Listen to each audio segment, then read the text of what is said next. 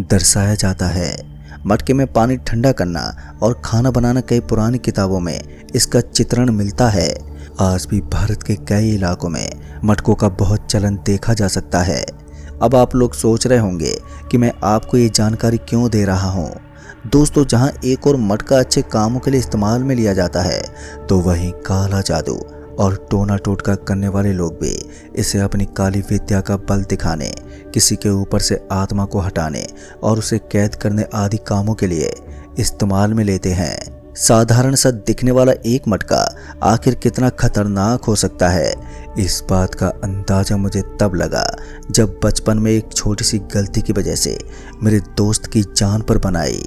नमस्कार दोस्तों, मेरा नाम सागर चौधरी है और ये घटना मेरी आंखों के सामने घटी। मेरी जिंदगी की सबसे खौफनाक घटना है ये। इस घटना के बाद मैंने कभी काली विद्या और टोने टोटके का मजाक नहीं बनाया। इन सब की शुरुआत साल 2009 में हुई थी। मैं अपने परिवार के साथ राजस्थान के शेखावाटी की गोद में बसे शहर सुजानगढ़ में रहा करता था। यहाँ मेरा एक दोस्त हुआ करता था जिसका नाम दीपक था। दीपक और मैं बचपन से साथ खेले और बड़े हुए। स्वभाव से सरल और चंचल दीपक का एक ही सपना था, वो भारतीय एयरफोर्स में पायलट बनना चाहता था। घर की आर्थिक स्थिति ठीक ना होने के कारण वो अच्छे स्कूल में ना पढ़ सका और ना ही कोचिंग कर सकता था। दोस्त होने के नाते मैं हमेशा उसको उत्साहित करने में लगा रहता और एक दिन हमने डिसाइड किया कि हम दोनों दोस्त रोजाना सवेरे दौड़ने जाया करेंगे। इससे दीपक की फिजिकल निकलने में काफ़ी सहायता भी होने वाली थी। फिर जैसा तय हुआ था तो अगले ही दिन हम दोनों सुबह के वक्त शायद 4 बजे का समय था, हम दौड़ने चले गए। अब ये हमारा रोजाना का रूटीन बन चुका था। कभी वो मुझे उठाने आता तो कभी मैं उसे उठाकर ले जाता। शहर से दूर जाते रास्तों पर हमें अक्सर अलग अलग जगहों पर लाल कपड़े से बंधे हुए मटके नजर आते थे। दीपक हमेशा उन मटकों का मजाक बनाता और मैं उसे कई बार समझाता कि ऐसा ना करें, ये हानिकारक भी हो सकता है। तो दीपक मटके के थोड़ा करीब जाता और वहां से लौट कर आता। जाहिर सी बात थी, वो ऐसा मुझे परेशान करने की इच्छा से करता था। इसी तरह रोजाना सवेरे दौड़ने जाते हुए हमें अब करीब 2 महीने होने को आए थे और दिवाली भी करीब आ चुकी थी। एक दिन की बात है, मुझे किसी वजह से शहर दूर जाना पड़ा और अगले 2 से 3 दिन मैं गांव में मौजूद नहीं रहा। जब मैं गांव आया तो मैंने देखा कि दीपक की तबीयत ठीक नहीं लग रही थी। मैंने दीपक से पूछा, दीपक भाई क्या हुआ, तबीयत कैसे बिगड़ गई तेरी? अभी कुछ दिन पहले तो तू ठीक ठाक था, अचानक ऐसा क्या हो गया? मेरी बात का जवाब देते हुए उसने कहा, अरे कुछ नहीं यार, थोड़ी सी कमजोरी है बुखार की वजह से, और कुछ नहीं, देख अभी 100 सीटअप करके बताता हूँ। उसकी बात सुनकर वो और मैं हंसने लगे और अपने अपने घरों की ओर चल दिए। सर्दियाँ भी अब धीरे धीरे दस्तक देने लगी थी। फिर मुझे लगा कि दीपक को ठंड लग गई है और इसी वजह से उसे बुखार भी आया होगा। फिर कुछ दिन और गुजरे, दीपक भी अब बहुत हद तक ठीक हो चुका था और हम दोबारा अपने रूटीन के मुताबिक दौड़ने जाने लगे। दिवाली भी आने वाली थी और आसपास के सभी तांत्रिक बाबा सक्रिय हो चुके थे। एक रोज हमने मटकी उड़ती हुई देखी और उसे देखकर दीपक मटकी का मजाक बनाने लगा। तो मैंने उसे डांटते हुए बोला, दीपक हर जगह मजाक नहीं किया जाता, थोड़ा सीरियस होना सीख, नहीं तो बहुत बुरा फंसेगा। अब दिवाली के पास आते ही मटकियों के उड़ने का सिलसिला भी बढ़ने लगा।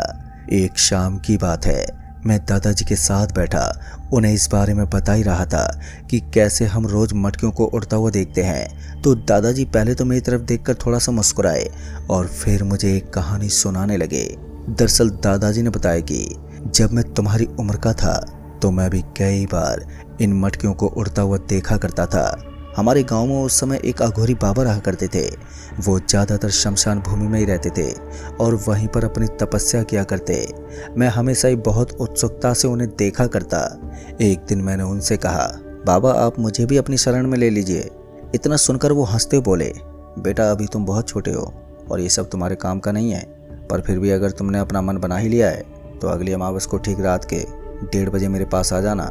मैं पहले तुम्हें आजमाना चाहूँगा, उसके बाद ही तय करूँगा कि तुम मेरे शिष्य बनोगे कि नहीं। उस तांत्रिक बाबा की सारी बातें ध्यान से सुनकर मैं अमावस का इंतजार करने लगा। उस समय सड़कें आज की तरह आबाद नहीं हुआ करती थी, न ही बिजली का कोई स्रोत हुआ करता था। हाथ में घासलेट से जलने वाला लालटेन लेकर मैं खामोशी के साथ घर से निकला। वो रात अमावस की थी, तो जाहिर सी बात है चांद की रोशनी का कोई नामो निशान नहीं था। गांव से शमशान की दूरी यहीं कोई 6 से 8 किलोमीटर की रही होगी। हाथ में बुझा हुआ लालटेन और जेब में माचिस की डब्बी लिए मैं गांव के आखिरी घर के सामने से निकलने लगा। तभी एक शोर की आवाज़ मेरे कानों में पड़ी। सुनसान अंधेरी रात, जहां तक मेरी नज़र जाए वहां तक दूर दूर तक अंधेरा ही था। हालांकि मेरे पास लालटेन थी, मगर उस जमाने में लोग हल्की सी आवाज़ से भी उठ जाया करते थे, तो लालटेन की रोशनी देखकर मुझे कोई भी पकड़ लेता। डर से चारों तरफ अपनी नज़रें घुमाता हुआ मैं अपनी जगह पर खड़ा कांप रहा था। बेबस खड़ा मैं अपनी नज़रों के सहारे वातावरण को महसूस कर रहा था कि तभी मेरे पीछे से एक सियार का बच्चा भागा। अपने दिल की धड़कनों को मैं अपने शरीर के हर हिस्से में महसूस कर रहा था।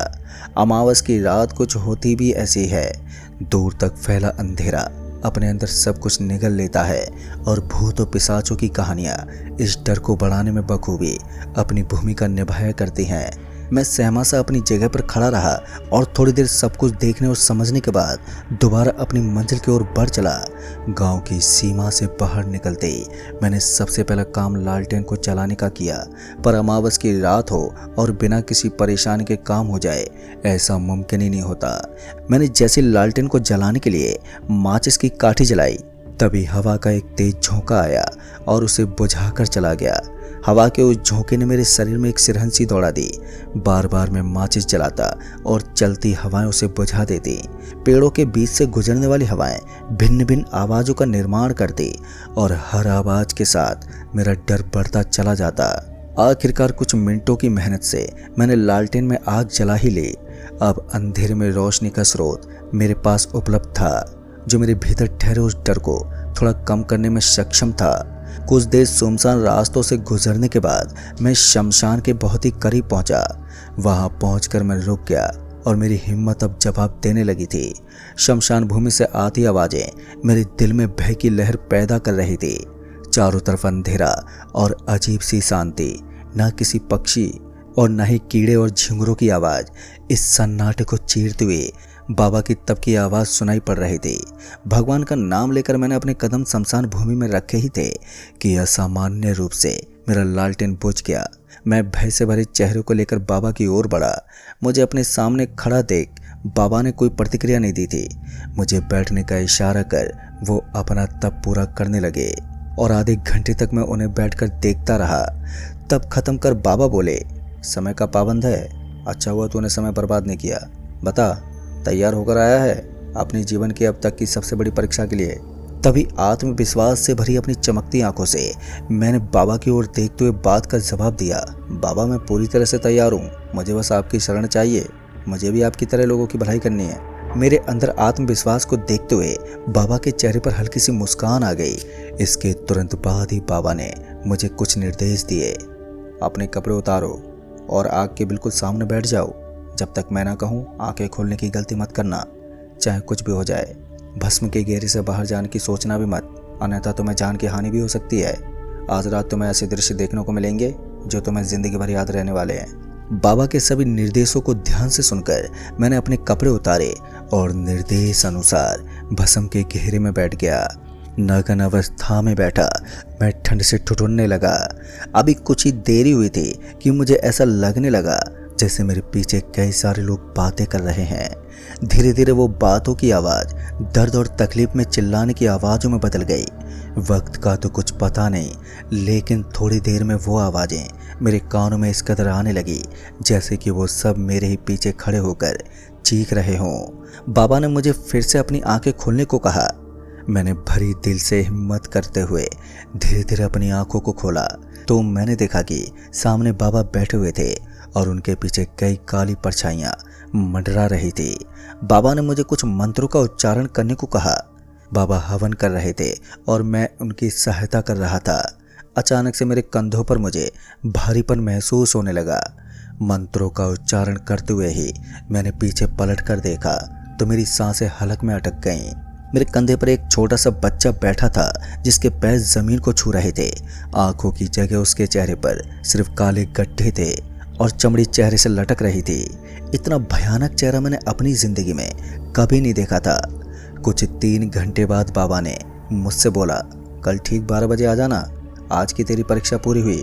उन 3 घंटों में मैंने इतना कुछ देख लिया था जिसको मैं कभी किसी के साथ साझा नहीं कर सका। कुछ 15 दिन बाबा के साथ तंत्र साधना सीखने के बाद बाबा ने मुझे मटके का जादू सिखाया। इसे करने के लिए पहले एक मटका लेकर उसने सिंदूर, चूड़ी, कुछ पैसे एवं मिठाई आदि सामग्री को माध्यम बनाया जाता है। इसकी सहायता से किसी पर किए हुए काले जादू को खत्म भी कर सकते हैं तथा किसी पर जादू भी कर सकते हैं। कुछ सामग्री को मटके में रखकर उस पर मंत्रों का जाप करने पश्चात दिशा निर्देश तय कर मटके को हवा में छोड़ दिया जाता है। इसके बाद मटका अपनी दी गई दिशा में उड़ता हुआ उसी व्यक्ति के आसपास जाकर गिर जाता है। संभव है कि वो व्यक्ति गलती से मटके से टकरा जाए और उस पर बाधाएं आनी शुरू हो जाती हैं। इसलिए जब भी कभी तुम्हें ऐसा कुछ नजर आए तो उस पर ध्यान मत देना। दोस्तों, दादाजी की बातों में मैं खो गया था। घर में किसी को नहीं पता था कि दादाजी को इन सब बातों का भी ज्ञान है। जैसे ही दादाजी ने मुझे मटके के उड़ने की बात बताई तो मेरे शरीर में कपकपी सी दौड़ गई। अब मुझे सब कुछ समझ में आ रहा था कि वो उड़ता हुआ मटका देखना हमारा कोई वहम नहीं था। दादाजी से बातें करते हुए अब रात हो गई थी। हमने भोजन किया और फिर हम सो गए। फिर अगली सुबह रूटीन के मुताबिक मैं दीपक के घर चला गया और दीपक को आवाज लगाने लगा, दीपक, ओ दीपक, चल भाई, वक्त हो गया है, देर हो जाएगी हमें। मेरी बात सुनकर दीपक बाहर आया। उसे देखकर ऐसा लग रहा था जैसे उसे किसी ने बहुत पीटा हो। थकान और सूजी हुई आंखों से भरे चेहरे को लेकर वो मेरे सामने खड़ा हुआ था। उसकी हालत देखकर मैंने आश्चर्य और मजाकिया लहजे में पूछा, अबे क्या हो गया तुझे? किससे लड़ाई करके आया तू? आर्मी में जाना है तुझे? मेरी बात सुनकर दीपक ने मुझे गुस्से से देखते बोला, पता नहीं यार कौन परेशान कर रहा है, पूरी रात हो गई मुझे। जैसे ही सोता हूँ कोई खींचकर थप्पड़ मार देता है और मैं झटके से उठकर देखता हूँ तो कोई नज़र ही नहीं आता है। एक बार हुआ, दूसरी बार हुआ, मैंने इग्नोर करा। जैसे तीसरी बार मुझे थप्पड़ पड़ा, मैं गुस्से से चिल्लाने लगा और गुस्से में मैंने 2-4 गालियाँ भी दे डाली, मगर किसी की कोई आवाज़ ही नहीं आई। पूरी रात हो गई जागते हुए मुझे। पर हाँ, अब तो दिमाग खराब मत करियो, नहीं तो लड़ाई हो जाएगी तेरे से। चलो फटाफट चल, दौड़ कर आते हैं। इसी तरह से कुछ दिन गुजर गए। अब दीपक की तबीयत धीरे धीरे बिगड़ने लगी। जो सिलसिला थप्पड़ों से शुरू हुआ था अब वो खौफनाक रूप धारण कर चुका था। दीपक जैसे ही सोता कोई उसके शरीर के अलग अलग हिस्सों पर नाखून से चीर देता। दीपक की हालत दिन पर दिन खराब होने लगी और उसके पैरों के घाव अब पककर सड़ने लगे। डॉक्टर साहब को कुछ भी समझ में नहीं आ रहा था और उसके सभी टेस्ट नेगेटिव आते शरीर में किसी प्रकार की बीमारी का कोई नाम और निशान नहीं था। धीरे धीरे दीपक को एक औरत हर जगह पर नजर आने लगी। उसने अपने परिवार को भी इस बारे में बताया, मगर कोई उसकी बातों का विश्वास ही नहीं करता था। सबको लगता बीमारी ने इसके दिमाग पर असर किया है, मगर सच जितना भयावह था वो दीपक के सिवाय कोई और नहीं समझ सकता था।